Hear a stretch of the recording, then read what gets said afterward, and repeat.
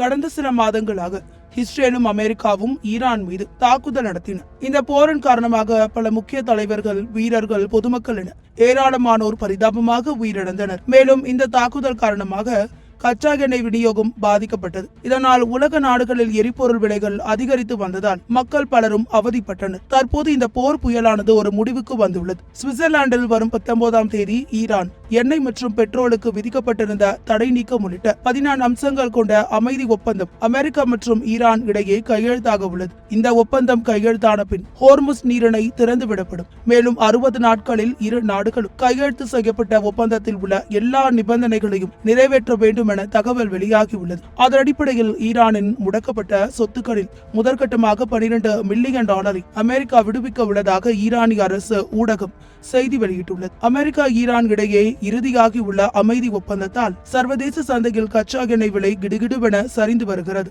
அதிகாலை வர்த்தகத்தில் பிராண்ட் கச்சா எண்ணெய் விலை 4.03% சரிந்து ஒரு பேரலுக்கு $83.81 அமெரிக்காவின் வெஸ்ட் டெக்சாஸ் இன்டர்மீடியட் கச்சா எண்ணெய் விலை 4.70% சரிந்து $80.89 குறைந்துள்ளது. ஹார்முஸ் நீரிணை திறக்கப்பட உள்ளதால் உலக நாடுகளுக்கு எரிவாயு பொருட்கள் இனி தட்டுப்பாடின்றி கிடைக்கும் என தெரிவிக்கப்பட்டுள்ளது. மேலும் அனைத்து உலக நாடுகளும் கப்பல்களுக்கு ஹோர்முஸ் நீரிணை சுங்க கட்டணம் இன்றி திறக்கப்படும் என்று ஈரானின் துறைமுகங்களை முற்றுகையிட்டுள்ள அமெரிக்க படைகள் உடனடியாக திரும்ப பெறப்படும் என்று அமெரிக்காவும் அறிவித்துள்ளது.